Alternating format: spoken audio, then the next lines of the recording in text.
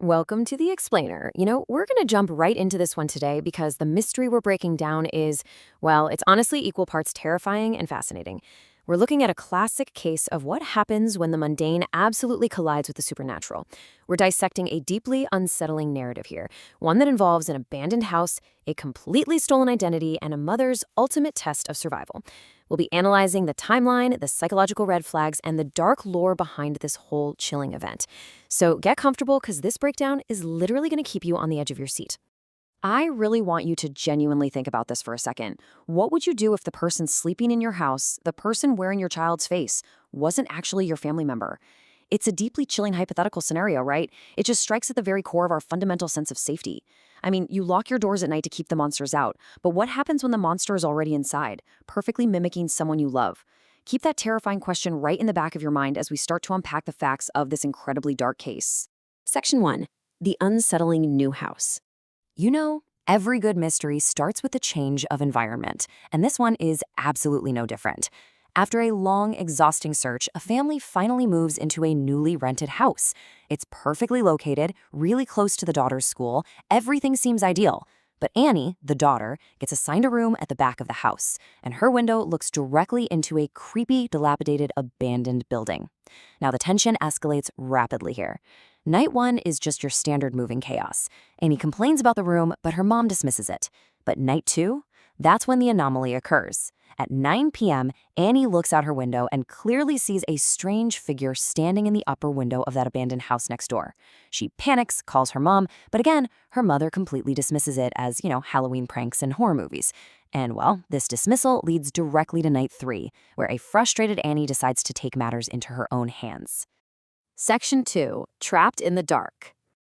All right, so it's night 3. Convinced she's the victim of some stupid Halloween prank by local kids, Annie marches right over to the abandoned house to catch the culprit. She's fearless, walking right up those pitch-black stairs. She walks into the exact room where she saw the figure, but it's completely empty. Then suddenly she hears a voice echoing from across the way, coming from inside her own house. And it's her own voice, screaming, "Amy! Amy, I am here!" Annie panics, bolts downstairs to escape, only to find the door she left open is now completely sealed shut. She's locked in a pitch-black, abandoned house, while someone or something mimicking her exact voice is now safely inside her own home with her parents. The very next morning, the family wakes up, completely unaware of the switch. The creature masquerading as Annie is mysteriously in her bed, faking a severe stomachache to avoid going to school. Meanwhile, the real Annie is still trapped next door in the dark. But the most alarming detail, that happens in the dead of night. At exactly 3 a.m. every single night, while the parents sleep, this imposter doesn't rest.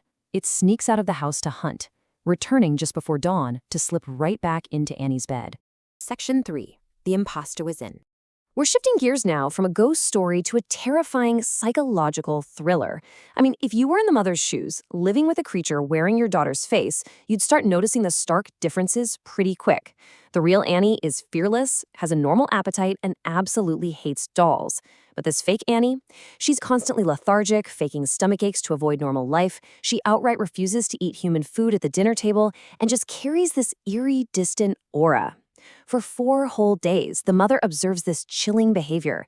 She even considers taking her to a psychiatrist because the entity's behavior is just so alien compared to her actual daughter. And this weird behavior isn't happening in a vacuum either. Out in the town, a sudden string of horrific flesh-eating murders is terrorizing the local community. People are being found with their flesh violently torn apart. The entire town is paralyzed by fear.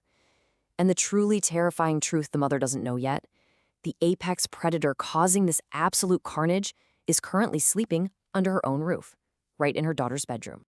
Which leads to a genuinely terrifying dilemma. How do you expose a monster wearing your daughter's face? Well, the suspense really peaks when the mother wakes up from a terrible nightmare. She frantically searches the house for Annie, can't find her anywhere. She looks outside, sees a horrific sight, and then suddenly the imposter returns. The mother hides, totally paralyzed by fear, and secretly watches as this creature, absolutely soaked in blood from a fresh hunt, walks into the house and calmly steps into the shower. The illusion is totally shattered. The mother now knows for a fact that this thing is a monster, but confronting it directly, that would mean certain death. Section 4. A mother's clever trap. This is where we see some absolutely incredible tactical thinking under unimaginable stress.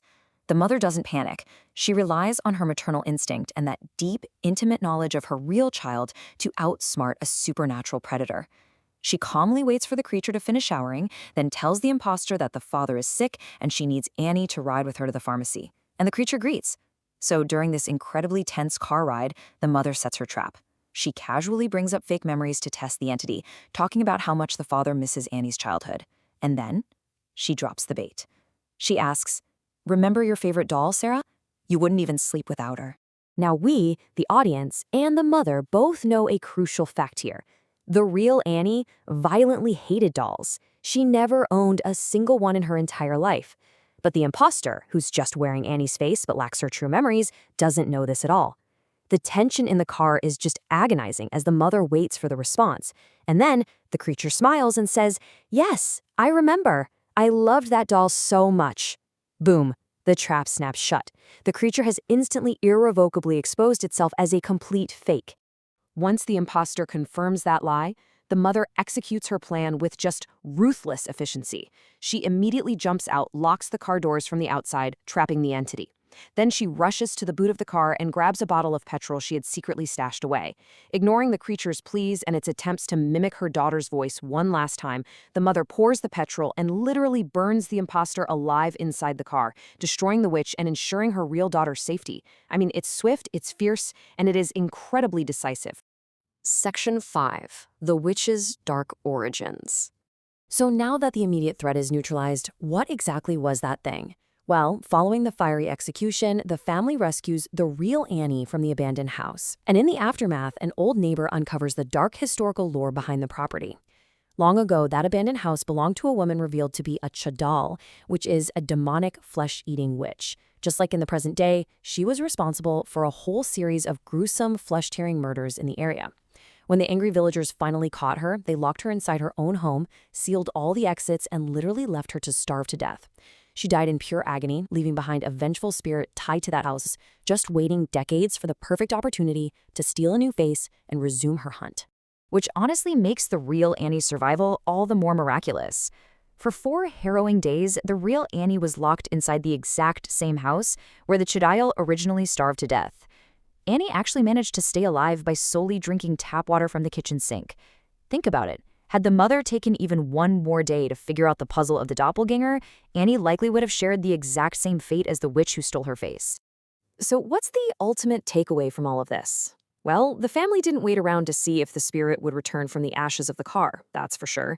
They wisely packed up whatever they had left and immediately moved out of the neighborhood entirely. It all ends with an incredibly lucky escape, a burned imposter, and an immediate relocation. It serves as a stark reminder that sometimes the only way to win a supernatural battle is to just permanently remove yourself from the battlefield. I want to leave you with a final, pretty chilling thought. Are abandoned places truly empty, or are they just waiting for a new resident? The next time you walk past a dark, dilapidated house with boarded-up windows, maybe ask yourself what history is locked inside. Because as we've learned today, sometimes the past isn't dead at all. It's just hungry, and it's looking for a way out. Thank you so much for joining me for this explainer. Stay curious, stay vigilant, and I will see you in the next one.